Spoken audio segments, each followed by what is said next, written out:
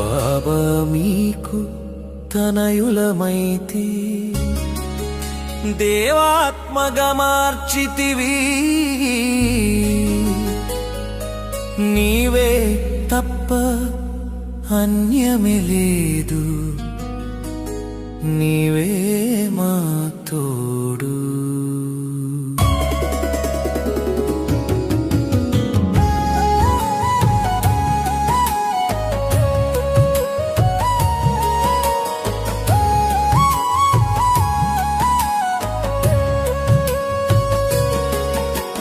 మాకే బాబా చేరువ భాగ్యశాలి పిల్లలము మాకే బాబా చేరువ భాగ్యశాలి పిల్లలము నీవే తప్ప అన్యము లేదు నీవే మా తోడు నీవే తప్ప అన్యము లేదు నీవే మా తోడు మా ప్రియమైన బాబా మా ప్రియమైన బాబా మా ప్రియమైన బాబా మా ప్రియమైన బాబా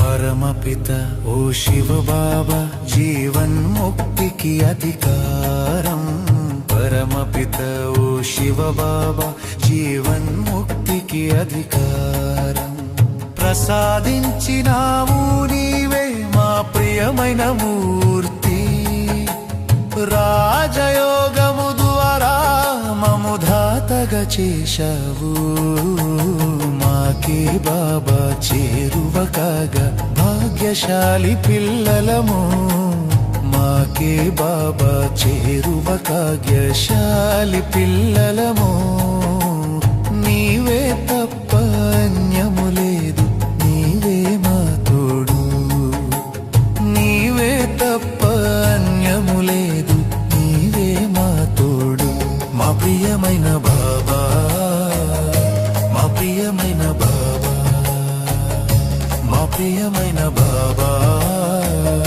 మా ప్రియమైన బాబా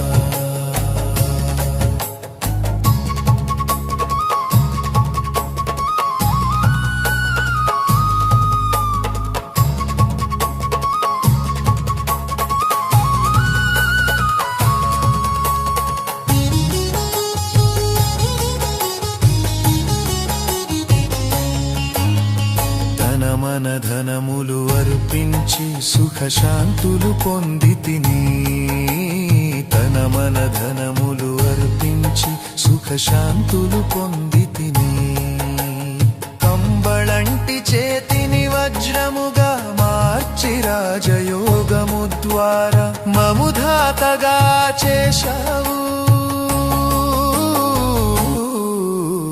మాకే బాబా చేరువ భాగ్యశాలి పిల్లలము మాకే బాబా చేరువ భాగ్యశాలి పిల్లలము నీవే తప్ప అన్యము లేదు నీవే మా తోడు నీవే తప్ప అన్యము లేదు నీవే మా తోడు మా ప్రియమైన బాబా మా ప్రియమైన బాబా మా ప్రియమైన బాబా మా ప్రియమైన బాబా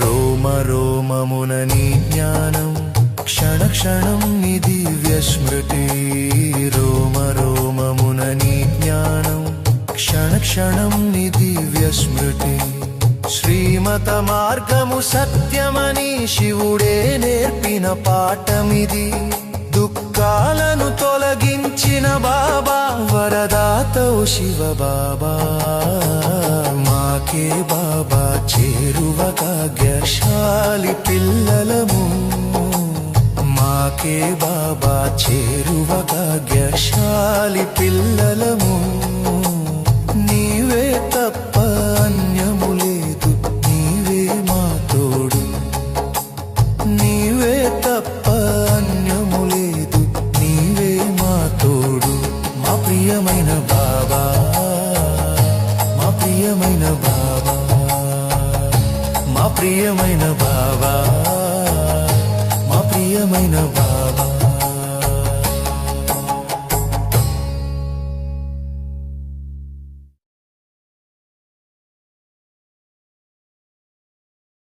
ఓం శాంతి.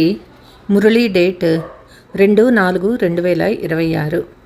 మధురమైన పిల్లలారా, ఇది బాబా గారి అద్భుతమైన దుకాణము.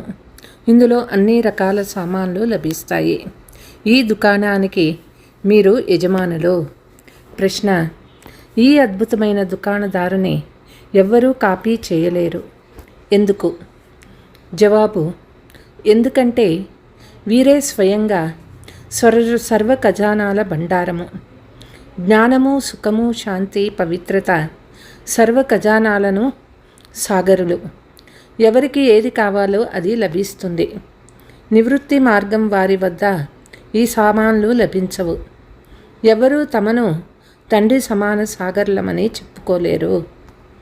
పాట: మిమ్మల్ని పొందుకొని మేము ప్రపంచాన్నే పొందాము. ఓం శాంతి. ఇప్పుడు పిల్లలు బేహద్దు తండ్రి ఎదురుగా కూర్చొని ఉన్నారు. వీరిని బేహద్దు తండ్రి అని, బేహద్దు దాదా అని కూడా అనవచ్చు. అనంతమైన పిల్లలు కూర్చొని ఉన్నారు. తండ్రి బేహద్దు జ్ఞానం ఇస్తూ ఉన్నారు. హద్దులోని విషయాలన్నీ వదిలిపోయాయి. ఇప్పుడు తండ్రి ద్వారా అనంతమైన వారసత్వం తీసుకోవాలి. ఇది ఒక్కటే దుకాణము. వారికి ఏం కావాలో మనుషులకు తెలియదు. అనంతమైన తండ్రి దుకాణము చాలా పెద్దది. వారిని సుఖ సాగర్లు, పవిత్రతా సాగర్లు, ఆనంద సాగర్లు, జ్ఞాన సాగర్లు అని అంటారు. కొన్ని దుకాణదారుల వద్ద చాలా వెరైటీలు ఉంటాయి. అలాగే వీరు అనంతమైన తండ్రి, వీరి వద్ద కూడా వెరైటీ సామాన్లు ఉన్నాయి. ఏమేమి ఉన్నాయి? బాబా జ్ఞాన సాగర్లు, సుఖశాంతి సాగర్లు. వారి వద్ద ఈ అద్భుతమైన అలౌకిక సామాను ఉన్నాయి. వారిని సుఖకర్త అని కూడా మహిమ చేస్తారు. ఇటువంటి దుకాణము ఇది ఒక్కటే. ఇటువంటి దుకాణాలు ఎవరి వద్ద లేవు. బ్రహ్మ, విష్ణు, శంకర్ల వద్ద ఏ సామాను ఉన్నాయి? ఏ వస్తువులు లేవు. సర్వశ్రేష్టమైన సామాను తండ్రి వద్దే ఉన్నాయి. అందుకే వారి మహిమ గానం చేయబడుతుంది. త్వమేవ మాతాస్య పిత. ఇలా ఇంకెవ్వరి మహిమకు గాయనం జరగదు. మనుషులు శాంతి కొరకు అలమటిస్తూ వెతుకుతూ ఉంటారు. కొందరికి మందులు కావాలి, కొందరికి మరేవో కావాలి. అవన్నీ హద్దులోని దుకాణాలు. పూర్తి ప్రపంచంలో అందరి వద్ద హద్దులోని వస్తువులు ఉన్నాయి. కానీ ఒక్క బాబా వద్ద మాత్రమే అనంతమైన వస్తువులు ఉన్నాయి. కాబట్టి వారిని పతిత పావన, ముక్తిదాత, జ్ఞానసాగరుడు, ఆనంద సాగరుడు అని మహిమ చేస్తారు. ఇవన్నీ వెరైటీ సామాన్లు. లిస్టు వ్రాసినట్లయితే చాలా పెద్దదవుతుంది. తండ్రి వద్ద ఈ వస్తువులు ఉన్నప్పుడు వాటిపైన పిల్లలకు కూడా హక్కు ఉంటుంది. కానీ అలాంటి తండ్రికి మనం సంతానం కనుక తండ్రి వస్తువులకు మేము యజమానులుగా అవ్వాలని ఎవరి బుద్ధికి తోచదు. తండ్రి భారతదేశంలోనే వస్తారు. తండ్రి వద్ద ఏ ఏ వస్తువులు ఉన్నాయో వాటిని తప్పకుండా తీసుకువస్తారు. వాటిని తీసుకునేందుకు వారి వద్దకు ఎవ్వరూ వెళ్ళలేరు. నేను రావాల్సి ఉంటుందని తండ్రి చెప్తూ ఉన్నారు. కల్పము యొక్క సంగమ యుగంలో బాబా వచ్చి మీకు అన్ని వస్తువులు ఇస్తారు. వారిని పిలవాల్సి వచ్చే అలాంటి అప్రాప్తి అయిన వస్తువు ఉండదు. డ్రామా ప్లాన్ అనుసారము మీరు ఆస్తిని తీసుకున్న తర్వాత నెమ్మదిగా మెట్లు దిగుతారు. పునర్జన్మ కూడా తప్పక తీసుకోవాలి.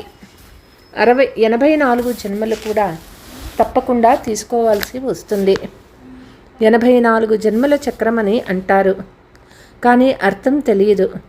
84 బదులుగా 84 జన్మలు అని చెప్తారు. మాయ తప్పు చేయిస్తుంది. ఇది ఇప్పుడు మీరు అర్థం చేసుకున్నారు. తర్వాత ఇదంతా మర్చిపోతారు. మీరు ఈ సమయంలో సామాన్లు తీసుకుంటారు. సత్యయుగంలో రాజ్యం చేస్తారు, కానీ ఆ రాజ్యాన్ని ఎవరిచ్చారో వారికి తెలియదు. లక్ష్మీనారాయణులు రాజ్యం ఎప్పుడుండేదో ఎవరికీ తెలియదు. స్వర్గ సుఖమని మహిమ కూడా చేయబడుతుంది. అన్ని రకాలైన సుఖాలు ఇస్తారు. దీనికన్నా ఎక్కువ సుఖమేది ఉండదు. తర్వాత ఆ సుఖం కూడా ప్రాయలోపమై పోతుంది. అర్ధకల్పం తర్వాత రావణుడు వచ్చి అన్ని సుఖాలను లాగేసుకుంటాడు. ఎవరిపైన అయినా కోపం చేసుకుంటే కళలతో నిండిన శరీరమే నశించింది అని అంటారు. మీరు కూడా సర్వగుణ సంపన్నులుగా 16 కళా సంపూర్ణులుగా ఉండేవారు. ఆ కళలన్నీ ఇప్పుడు సమాప్తమైపోయాయి. ఒక్క తండ్రికి తప్ప మరెవ్వరికీ ఇంత మహిమ లేదు.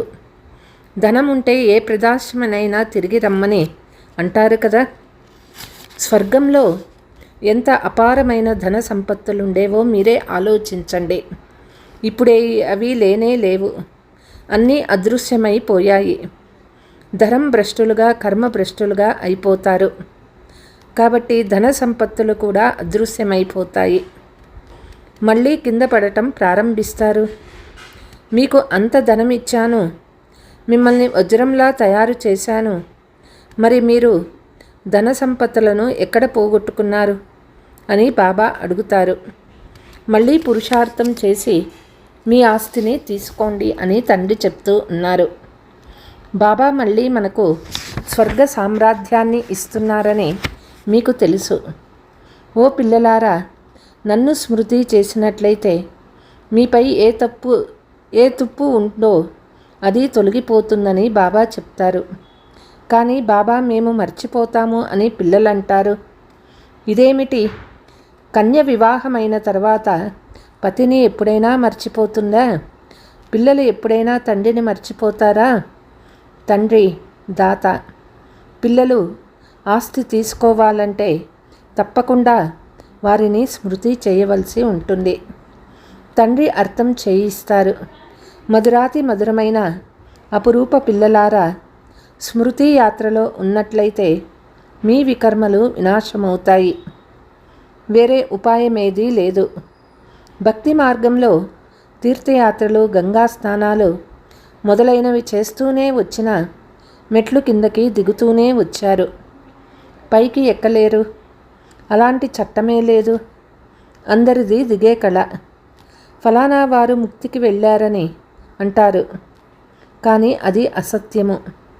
వాపస్ ఎవరూ వెళ్ళలేరు. మిమ్మల్ని 16 కళా సంపూర్ణులుగా చేసేందుకే బాబా వచ్చారు. నిర్గుణహారుడైన నాలో అని మీరు కూడా గానం కూడా చేసేవారు. ఇప్పుడు బాబా గుణవంతులుగా చేస్తారని మీకు తెలుసు. మనమే గుణవంతులుగా, పూజ్యులుగా ఉండేవారము. మనమే వారసత్వాన్ని తీసుకున్నాము. 5000 సంవత్సరాలు అయింది. మీకు ఆస్తి ఇచ్చి వెళ్ళానని బాబా కూడా చెప్తారు. శివ జయంతి, రక్షాబంధనము, దసరా ఇవన్నీ ఆచరిస్తూ కూడా ఉంటారు. అయినప్పటికీ ఏమీ అర్థమే చేసుకోరు. అంతా మర్చిపోతారు. మళ్ళీ తండ్రి వచ్చి స్మృతి ఇస్తూ ఉన్నారు. రాజ్యం చేసేది మీరే, మరి రాజ్యం పోగొట్టుకుంది కూడా మీరే. తండ్రి చెప్తూ ఉన్నారు, ఇప్పుడు పూర్తి ప్రపంచం పాతదై శిథిలమైపోయింది. ప్రపంచమైతే ఇదే ఉంటుంది. ఈ భారతదేశం కొత్తదిగా ఉండేది, ఇప్పుడు పాతదైపోయింది. స్వర్గంలో సదా సుఖం ఉంటుంది. మళ్ళీ ద్వాపరం నుండి ఎప్పుడు దుఃఖం ప్రారంభమవుతుందో అప్పుడు వేదశాస్త్రాలు మొదలైనవి తయారవుతాయి. భక్తి చేస్తూ చేస్తూ ఎప్పుడు మీరు భక్తి పూర్తి చేస్తారో అప్పుడు భగవంతుడు వస్తారు కదా. బ్రహ్మ పగలు బ్రహ్మ రాత్రి అర్థమర్థము ఉంటాయి కదా. జ్ఞానము పగలు భక్తి రాత్రి. వారు కల్ప ఆయువుని ఉల్టా సుల్టాగా చేసేశారు. ఇప్పుడు మీరు కూర్చొని మొట్టమొదట అందరికీ తండ్రి మహిమను వినిపించండి. తండ్రి జ్ఞానసాగర్లు, శాంతి సాగర్లు. కృష్ణుడు నిరాకారుడు, పతిత పావనుడు, సుఖసాగరుడు అని మహిమ చెయ్యరు. కృష్ణుని మహిమే వేరుగా ఉంటుంది. రాత్రికి పగలకు ఉన్నంత వ్యత్యాసం ఉన్నది. శివుడిని ఓ బాబా అని అంటారు. కృష్ణుణ్ణి బాబా అనే పదము శోభించదు. ఎంత పెద్ద పొరపాటు. తర్వాత చిన్న చిన్న తప్పులు చేస్తూ 100% మర్చిపోయారు. తండ్రి చెప్తారు, సన్యాసీల నుండి ఎప్పుడూ ఇలాంటి వ్యాపారం లభించదు. వారు నివృత్తి మార్గం వారు, మీరు ప్రవృత్తి మార్గం వారు. మీరు సంపూర్ణ నిర్వికారులుగా ఉండేవారు. నిర్వికారి ప్రపంచం ఉండేది. ఇది వికారి ప్రపంచము. సత్యయుగంలో పిల్లలే జన్మించరా అని అడుగుతారు. అక్కడ కూడా వికారాలు ఉంటాయని అంటారు. అరే, అది సంపూర్ణ నిర్వికారి ప్రపంచము. సంపూర్ణ నిర్వికారులు వికారులుగా ఎలా అవ్వగలరు? సత్యయుగంలో ఇంతమంది మనుషులు ఎలా ఉండగలరు? అక్కడ ఇంతమంది మనుషులు ఉండరు. భారతదేశము తప్ప వేరే ఖండము ఏదీ ఉండదు. మేము ఒప్పుకోమని కూడా వారు అంటారు. ప్రపంచం సదా నిండి ఉంటుందని అంటారు. ఏది అర్థమే చేసుకోరు. భారతదేశం స్వర్ణిమ యుగంగా ఉండేది. ఇప్పుడు ఇనుప యుగంగా రాతి బుద్ధిగా ఉన్నది. తండ్రి అర్థం చేయిస్తారు. ఇప్పుడు మీరు డ్రామాను అర్థం చేసుకున్నారు. గాంధీ మొదలైన వారంతా రామరాజ్యాన్ని కోరుకునేవారు. కానీ మహాభారత యుద్ధం జరిగిందని చూపించారు. అంతే, మరి ఆట సమాప్తం. తర్వాత ఏమైందో ఏదీ చూపించలేదు. ఇది తండ్రి వచ్చి అర్థం చేయిస్తారు. ఇది చాలా సహజము. శివ జయంతిని ఆచరిస్తారు అంటే శివబాబా తప్పకుండా వస్తారు. వారు స్వర్గ రచయిత కనుక తప్పకుండా స్వర్గద్వారాన్ని తెరిచేందుకు వస్తారు. వారు నరకం ఉన్నప్పుడే వస్తారు. స్వర్గద్వారాన్ని తెరిచి నరక ద్వారాన్ని మూసేస్తారు. స్వర్గద్వారం తెరిచినప్పుడు అందరూ స్వర్గంలోకే వస్తారు. ఇవేవి కష్టమైన విషయాలు కాదు. మహిమ కేవలం ఒక్క తండ్రిది మాత్రమే. శివబాబా దుకాణము ఒక్కటే. వారు అనంతమైన తండ్రి. అనంతమైన తండ్రి ద్వారా భారతదేశానికి స్వర్గ సుఖం లభిస్తుంది. అనంతమైన తండ్రి స్వర్గస్థాపన చేస్తారు. మరి ప్రపంచంలో బేహద్దు సుఖం ఉండాలి కదా. మరి మనము నరకంలో ఎందుకు పడి ఉన్నాము? ఇది ఎవ్వరికీ తెలియదు. తండ్రి చెప్తారు, స్వర్గంలో మీరే ఉండేవారు, మరలా మీరే నరకంలో పడిపోయారు. దేవతలే 84 జన్మలు తీసుకోవలసి ఉంటుంది. ఇప్పుడు వచ్చి పతితులుగా అయ్యారు. వారే మళ్ళీ పావనంగా అవ్వాలి. తండ్రికి కూడా జన్మ ఉంది. రావణునికి కూడా జన్మ ఉంది. ఇది ఎవరికీ తెలియదు.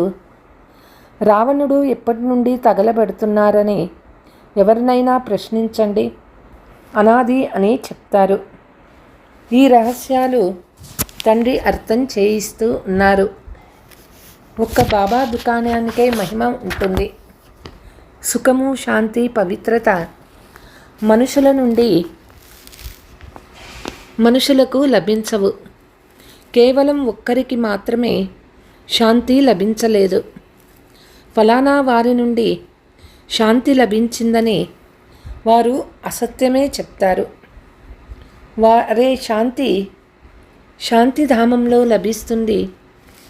ఇక్కడ ఒక్కరు శాంతిగా ఉన్నప్పుడు మరొకరు అశాంతపరుస్తే శాంతిగా ఉండలేరు. సుఖము, శాంతి, పవిత్రత ఈ అన్ని వస్తువుల వ్యాపారి ఒక్క శివబాబాయే అయినారు. వారితో ఎవరైనా వచ్చి వ్యాపారం చేయవచ్చు. వారిని సౌదాగార్ అని కూడా అంటారు. పవిత్రత, సుఖము, శాంతి, సంపదలన్నీ వారి వద్దే ఉన్నాయి. వారి వద్ద దొరకని వస్తువులు ఏదీ లేదు. మీరు స్వర్గరాధ్యాన్ని పొందుతారు. తండ్రి ఇచ్చేందుకు వచ్చారు. తీసుకునేవారు తీసుకుంటూ అలసిపోతారు. నేను ఇవ్వడానికే వస్తాను, కానీ మీరు తీసుకోవడంలో చల్లబడిపోతారు. బాబా, మాయా తుఫాన్లు వస్తాయి అని పిల్లలు అంటారు. అవును, పదవి కూడా చాలా ఉన్నతమైనది, పొందుకోవాలి. స్వర్గానికి యజమానులుగా అవుతారు. ఇది తక్కువ విషయమా? కనుక శ్రమపడాలి. శ్రీమతానుసారం నడుస్తూ ఉండండి. ఏ వస్తువులు మీకు లభిస్తాయో అవి మళ్ళీ ఇతరులకు కూడా ఇవ్వాల్సి ఉంటుంది. దానము చేయవలసి ఉంటుంది. పవిత్రులుగా అవ్వాలి అంటే పంచవికారాలను తప్పక దానం చేయాలి. శ్రమ చేయాలి. తండ్రిని స్మృతి చేయాలి. అప్పుడే తుప్పు వదులుతుంది. స్మృతి ముఖ్యమైనది. బాబా, మేము వికారాలలోకి ఎప్పుడు వెళ్ళము, ఎవరిపై కోపం చేసుకోము అని ప్రతిజ్ఞ చేయండి. కానీ స్మృతిలో తప్పకుండా ఉండాలి. లేనట్లయితే ఇంత పాపము ఎలా నశిస్తుంది? పోతే జ్ఞానము చాలా సహజమైనది. 84 జన్మల చక్రంలో ఎలా తిరిగామో మీరు ఎవరికైనా అర్థం చేయించగలరు. పోతే స్మృతి యాత్రలోనే కష్టమున్నది. భారతదేశ ప్రాచీన యోగము ప్రసిద్ధి అయినది. ఏ జ్ఞానాన్ని ఇస్తారు? మన్మనాభవ అంటే నన్ను ఒక్కరిని స్మృతి చేసినట్లయితే మీ వికర్మలు వినాశమవుతాయి. మీరు వచ్చినట్లయితే మేము ఇతర సాంగత్యాలను వదిలి మీ సాంగత్యంలో ఉంటాము. మీపై బలిహారి అవుతాము. మిమ్మల్ని తప్ప వేరే ఎవ్వరినీ స్మృతి చెయ్యము అని మీరు గానం కూడా చేశారు. ప్రతిజ్ఞ కూడా చేశారు. మరి దానిని ఎందుకు మర్చిపోతారు? చేతులతో పని చేస్తూ కూడా మనస్సులో శివబాబా స్మృతి చెయ్యాలని అంటారు. మీరు కర్మయోగులు. వ్యాపార వ్యవహారాలు మొదలైనవన్నీ చేస్తూ బుద్ధి యోగాన్ని తండ్రితో జోడించాలి. ప్రేయసులైన మీరు అర్ధకల్పం స్మృతి చేశారు. ఇప్పుడు నేను వచ్చాను, నన్ను స్మృతి చేయమని ప్రియతముడైన తండ్రి స్వయంగా చెప్తూ ఉన్నారు. ఈ స్మృతిని పదే పదే మర్చిపోతారు. ఇందులోనే శ్రమ ఉంది. కర్మాతీత స్థితికి వచ్చినప్పుడు ఈ శరీరాన్ని కూడా వదలవలసి ఉంటుంది. ఎప్పుడు రాజధాని స్థాపన అవుతుందో అప్పుడు మీరు కర్మాతీత స్థితిని పొందుతారు. ఇప్పుడు అందరూ పురుషార్థులే. మమ్మా బాబా అందరికన్నా ఎక్కువగా స్మృతి చేస్తారు. సూక్ష్మలోకంలో కూడా వారిని చూడవచ్చు. బాబా అర్థం చేయిస్తూ ఉన్నారు. నేను ఎవరిలో ప్రవేశిస్తానో వారిది అనేక జన్మల అంతిమ జన్మ. అతను కూడా పురుషార్థం చేస్తూ ఉన్నారు. కర్మాతీత స్థితి ఇప్పుడు ఎవరికీ చేరలేదు. కర్మాతీత స్థితి వచ్చినట్లయితే ఈ శరీరమే ఉండదు. బాబా చాలా బాగా అర్థం చేయిస్తారు. మిగిలినది అర్థం చేసుకునేవారి బుద్ధిపైన ఆధారపడి ఉంటుంది. హెవెన్లీ గాడ్ ఫాదర్ ఒక్కరే. వారి వద్దనే పూర్తి జ్ఞాన సామాను ఉన్నది. వారే జాదూగార్. వారెవ్వరి నుండి సుఖము, శాంతి, పవిత్రత, ఆస్తి లభించదు. తండ్రి బాగా అర్థం చేయిస్తూ ఉన్నారు. अच्छा मीठे मीठे सिकीलते बच्चों प्रति मात पिता बाप दादा का याद प्यार और गुड मॉर्निंग। रूहानी बाप की रूहानी बच्चों को नमस्ते। हम रूहानी बच्चों की रूहानी मात पिता बाप दादा को याद प्यार गुड मॉर्निंग नमस्ते నమస్తే. ధారణ: తండ్రి ద్వారా ఏ సుఖ శాంతి పవిత్రత సాబాను లభించిందో దానిని అందరికీ ఇవ్వాలి. మొదట వికారాలను దానం చేసి పవిత్రంగా అవ్వాలి. తరువాత అవినాశి జ్ఞానధనాన్ని దానం చేయాలి. దేవతల వలె మధురంగా అవ్వాలి. బాబాతో ఏం ప్రతిజ్ఞ చేశారో దానిని సదా స్మృతిలో ఉంచుకోవాలి. తండ్రి స్మృతిలో ఉంటూ వికర్మలను కూడా వినాశనం చేసుకోవాలి. వరదానము: నేను నిమిత్తము అను స్మృతి ద్వారా ప్రతి సంకల్పంపై అటెన్షన్ ఉంచుకొని నివారణ స్వరూపులు అవ్వండి. నిమిత్తంగా ఉన్న ఆత్మలపై అందరి దృష్టి ఉంటుంది.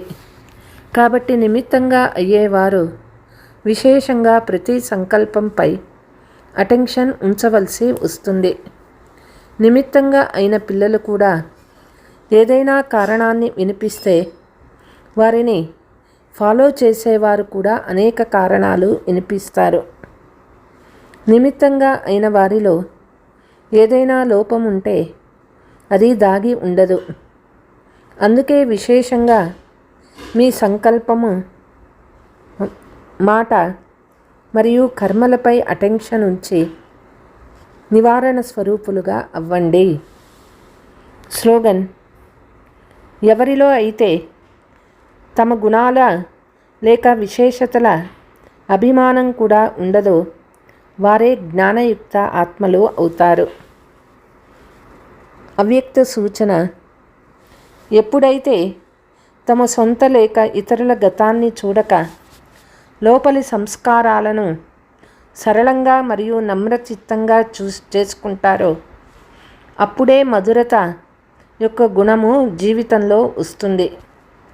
వారి కండ్ల ద్వారా మధురత, నోటి ద్వారా మధురత, నడవడిక ద్వారా మధురత ప్రత్యక్ష రూపంలో కనిపిస్తుంది. మధురత మరియు నమ్రత ఈ రెండు విశేష ధారణల ద్వారా సదా విశ్వ కళ్యాణకారి మహాదాని వరదానిగా అయిపోతారు. అంతేకాక సహజంగానే స్నేహానికి రుజువు ఇవ్వగలుగుతారు. అచ్చా. ఓం శాంతి.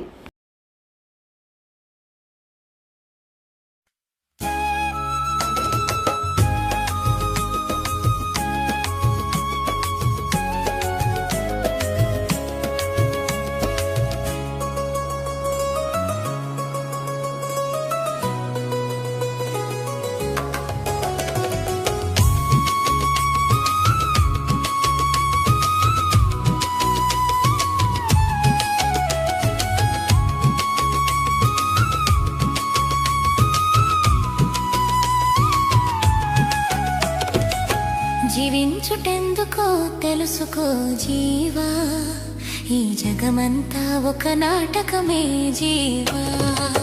జీవించుటెందుకో తెలుసుకో జీవా, ఈ జగమంతా ఒక నాటకమే జీవా.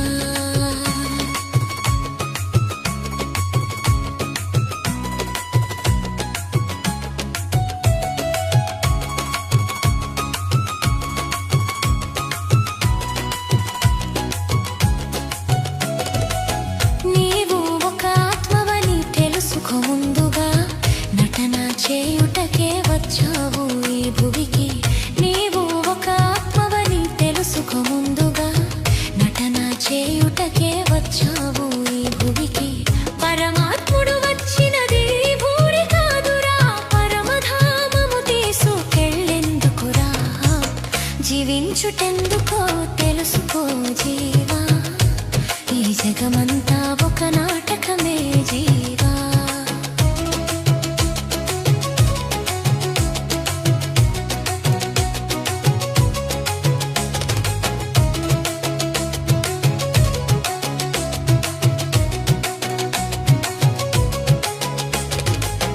మనకు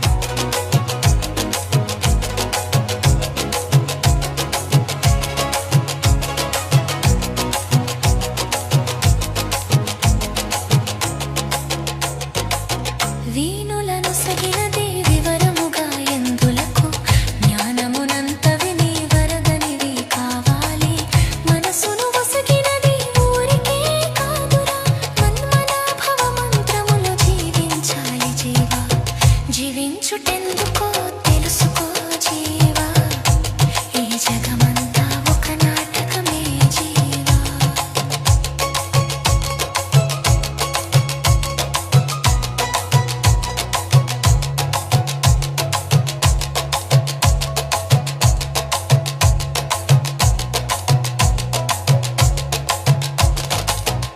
జీవించినన్నాళ్ళు శ్రద్ధగా చదవాలి బ్రతికిన మున్నాళ్ళు యోగిగా మెలగాలి జీవి